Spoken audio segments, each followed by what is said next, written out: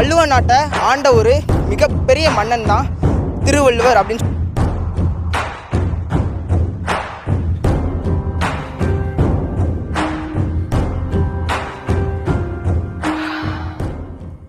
சரி, அந்த நந்தி முன்னாடி எங்கே இருந்துச்சு அப்படின்னு பார்த்தீங்கன்னா, இந்த மலைக்கு உச்சியில் இருந்திருக்கு அந்த பாறையால் செய்யப்பட்ட நந்தி. அந்த நந்தியை வந்து கயிறு போட்டு இழுத்து கீழே கொண்டு வந்து அந்த முகப்பில் வந்து வச்சுருக்காங்க. அந்த நந்தியை ரொம்ப அற்புதமாக இருக்கிறது. வாங்க நம்ம அப்படியே போகலாம்.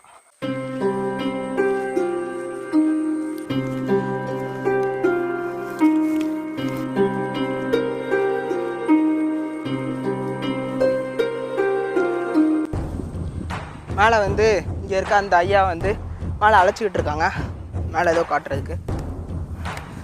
இந்த மலை வந்து பார்த்திங்கன்னா கீழே வந்து ஈஸியாக வந்துடலாம். மேலே வரணும்னா கொஞ்சம் புதர்களை தாண்டி தான் மேலே வரணும்.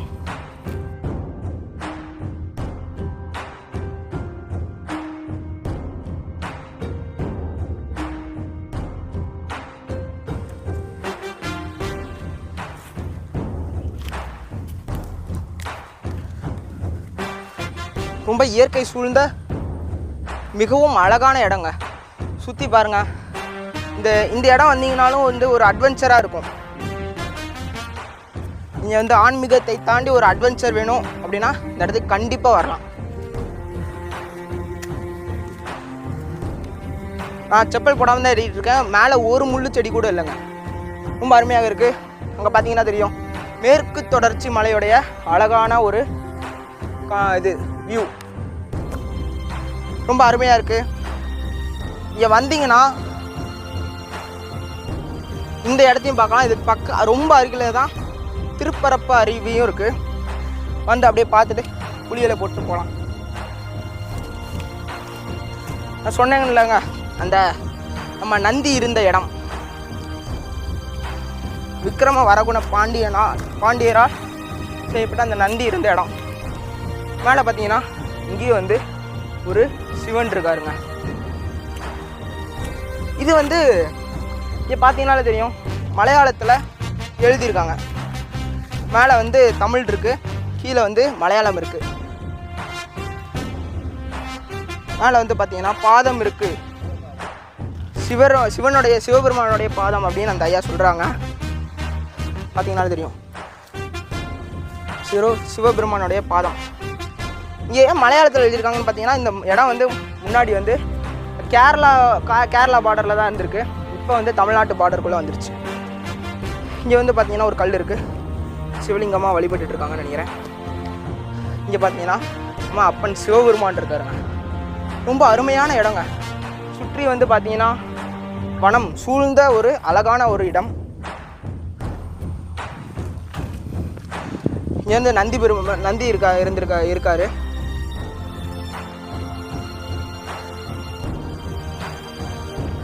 அதுக்கு மேலையா?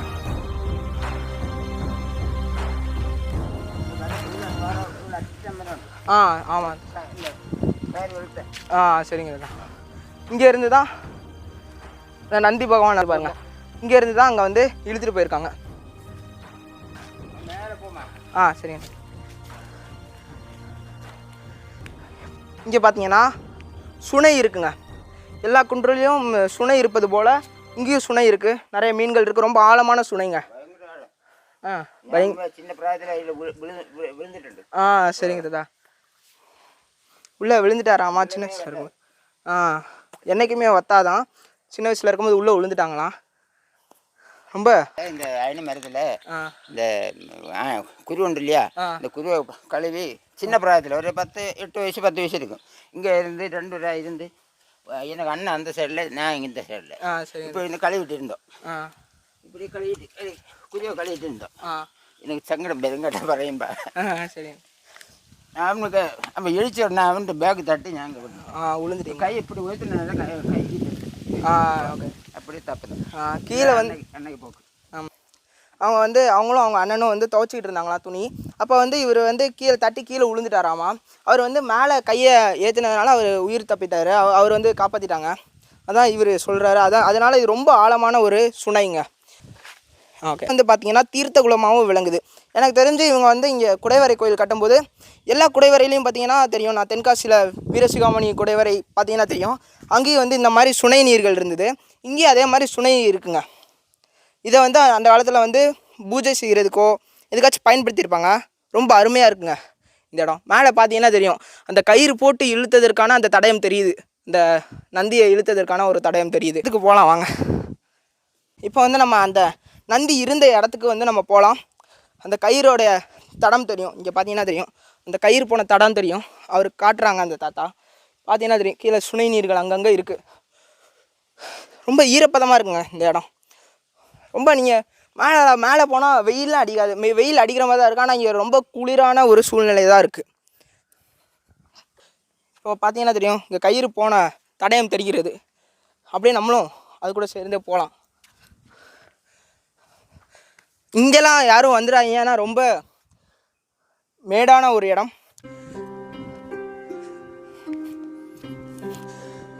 பாருங்க எவ்வளோ ஒரு இயற்கை சூழ்ந்த ஒரு இடம்னு பாருங்க.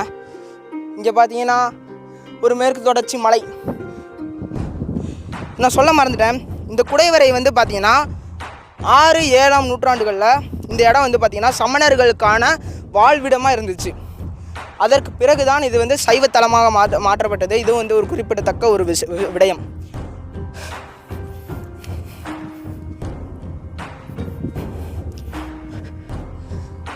கிட்டத்தட்ட வந்துட்டோங்க, நம்ம வந்து இதுக்கு வந்துட்டோம். சரிங்க. இந்த இடத்துல தான் வந்து கரெக்டாக நந்தி பகவான் இருந்திருக்காரு. அதுக்கு பிறகு கயிறு கட்டி இழுத்துட்டு போயிருக்காங்க. சரிங்க. அங்கே இருந்திருக்காங்க, அப்படியே கீழே அங்கே கொண்டு போயிருக்காங்க. ரொம்ப அழகான இடமா இருக்குது பாருங்க. ஃபுல்லாக சுற்றிலும் மேற்கு தொடர்ச்சி மலைகள். இவ்வளோ அழகான இடத்த இதுக்கப்புறம் நம்ம பார்ப்போமான்னு தெரியல.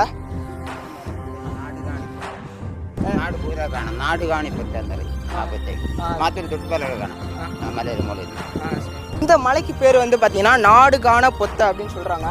அப்படின்னா என்னென்னு பார்த்தீங்கன்னா, இந்த மலைக்கு மேலே இருந்து பார்த்தா இந்த மொத்த ஆயுள் நாடும் நம்மளுக்கு வந்து தெரியும். இது வந்து கீழே வந்து ராஜராஜ சோழனுடைய கல்வெட்டு பார்த்தோம், அதுலேயும் இதை வந்து வள்ளுவ நாடு அப்படின்னு குறிப்பிட்டிருக்காங்க. இப்போ வந்து ரீசெண்டாக வந்து நிறையா ரிசர்ச்சர்ஸ் என்ன சொல்லிட்டு இருக்காங்கன்னா, இந்த கன்னியாகுமரி மாவட்டத்தில் இருக்க இந்த மேற்கு தொடர்ச்சி மலையில் இருக்க ஒரு மலைக்கு பேர் வள்ளுவ நாடு அப்படின்னு சொல்லியிருக்காங்க. அந்த வள்ளுவ நாட்டை ஆண்ட ஒரு மிகப்பெரிய மன்னன் தான் திருவள்ளுவர் அப்படின்னு சொல்லியிருக்காங்க. இப்போ கூட அங்கே வசிக்கிற பூர்வகுடி மக்கள் எல்லாமே திருவள்ளுவரை தான் வந்து குலதெய்வமாக வணங்கிட்டு இருக்கதா சொல்கிறாங்க. இது மேபி திருவள்ளுவர் வந்து ஒரு மிகப்பெரிய மன்னனாக கூட இருந்திருக்கலாங்க.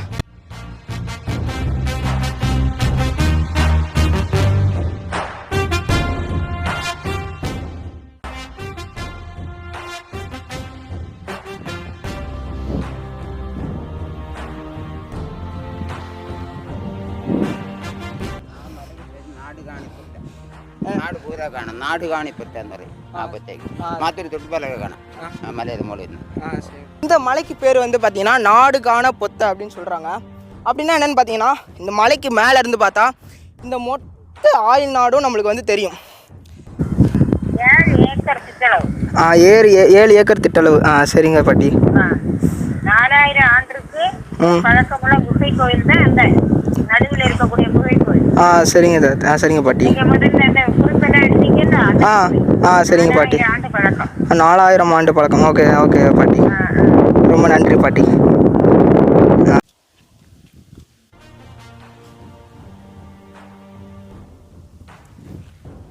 (1958) ஆரம்பித்தாங்க.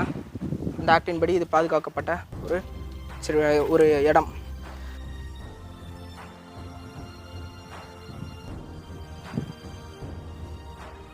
அப்பன் சிவபெருமான் மிகவும் அருமையாக இருக்கிறாருங்க. இயற்கை சூழ்ந்த ஒரு இடம், பார்க்கறதுக்கே 2 கண் போதாது போல இருக்குங்க. ரொம்ப அருமையாக இருக்கிறார். அது மட்டும் இல்லாமல் இங்கே கீழே அப்பன் சிவபெருமானுடைய பாதம் ரொம்ப அருமையாக இருக்குது.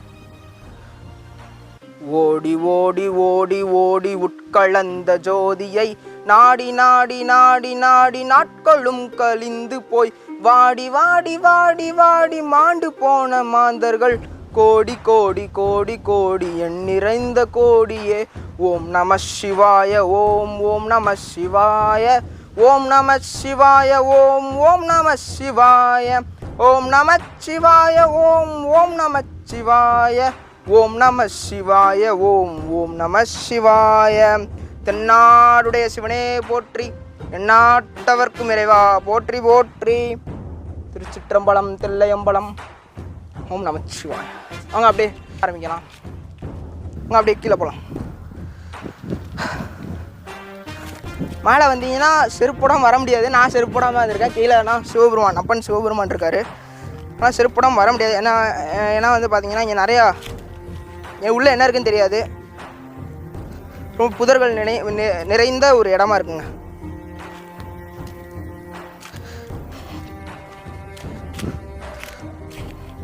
ராஜராஜ சோழன் இங்கே தங்கினாருன்னா பார்த்துக்கோங்க எவ்வளோ.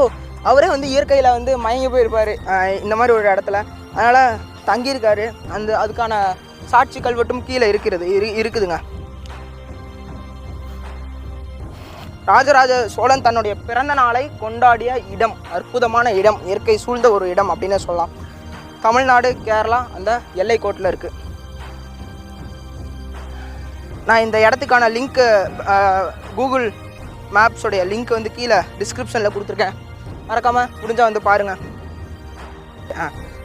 இந்த கோயிலுக்கு வந்தீங்கன்னா மறக்காமல் எண்ணெய் கொண்டு வாங்க. எண்ணெய் கொண்டு வந்தீங்கன்னா இங்கே பூஜை பண்ணுறதுக்கு அவங்களுக்கு வசதியாக இருக்கும். ஏன்னா இங்கே நிறைய பக்தர்கள் வர மாட்டேங்கிறாங்க. நான் இங்கே 2-3 மணி நேரமாக இருக்கோம், யாரும் வரல. வராத இடம், அறியாத இடம் அப்படின்னு சொல்லலாம், அறியாத கோயில். அந்த சிவலிங்கத்தை பார்த்தீங்கன்னா மயங்கி போயிடுவாங்க, அவ்வளோ அழகான சிவலிங்கம். இங்கே இருக்க கீழே இருக்க சிவலிங்கம் நந்தீஸ்வரர், திருநந்தீஸ்வரர். கீழே வந்துட்டோங்க. ஆனால் மலை ஏறுறதுங்கிறது நம்ம இளைஞர்களுக்கெல்லாம் ரொம்ப ஈஸியாக தான் இருக்கும். வயசானவரே ஏறிட்டாருன்னா பார்த்துக்கோங்க, ரொம்ப ஈஸியான ஒரு மலையேற்றம் தான். ஆனால் என்ன குழந்தைகளை கூப்பிட்டு வரும்போது மட்டும் கொஞ்சம் பார்த்து சூதானமாக கூட்டுவாங்க, அவ்வளோதான்.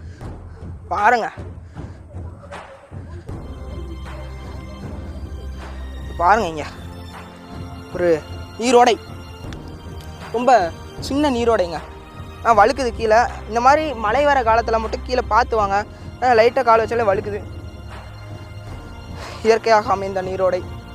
இந்த காணொளி உங்களுக்கு பிடிச்சிருந்துச்சுன்னா லைக் பண்ணுங்கள், ஷேர் பண்ணுங்கள், மறக்காமல் சப்ஸ்கிரைப் பண்ணுங்கள். இது போன்ற நிறைய காணொளிகள் உங்களை வந்து சென்றடையணும்னா நீங்கள் கண்டிப்பாக சப்ஸ்கிரைப் பண்ணுங்கள். இது மாதிரி நிறைய காணொளியில் உங்களை வந்து சந்திக்கிறேன். நன்றி, வணக்கம். இதற்கு பிறகு மிகவும் பிரம்மாண்டமான ஒரு காணொளி உங்களுக்காண்டி காத்து கொண்டிருக்கிறது. நன்றி. இப்படிக்கு உங்கள் ஆர். ரோஹித்குமார். இந்த வீடியோ நோக்கி எல்லாரும் கோவில் நிறைய ஆளுகள் வந்துட்டு இருக்கணும். காணாண்ட ஒரு கோவிலான இப்போ நந்தி வந்து சூடு சகிக்க உட்காதான. இது கீழே கோவில் வந்து ஒரு குளமாக இருந்தான இடமான கீழே சூடு சகிக்க முடியாதானே அப்படி கோவில் வச்சு அது எல்லாரும் வந்து வீடியோ கண்டு கோவில் வரணும். இப்போ சரிங்க, ரொம்ப நன்றி தம்பி. நேரம் நம்ம காணொலி எடுத்தோம். நம்ம வந்து இங்கே இவ்வளோ நேரம் காணொலி எடுத்தோம். இந்த காணொலி எடுக்க மிகவும் உதவியவர் நம்ம ஐயா ராஜசேகர் அவர்கள். அவங்க வந்து இங்கே வந்து கூட்டிகிட்டு இருந்தாங்க. நம்ம அவருக்கு வந்து கொஞ்சம் சின்ன உதவியாச்சும் செய்யணுமேன்னு சொல்லிட்டு நம்ம வந்து ஃபுல்லாக கூட்டிடுவோம். அந்த ஐயா காண்டி, தாத்தா காண்டி.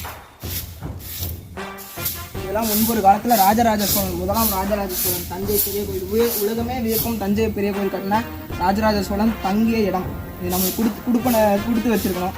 நடந்து வந்த இடங்கள் ராஜராஜ சோழன் அவருடைய திருவடிகள் பட்ட இடம்.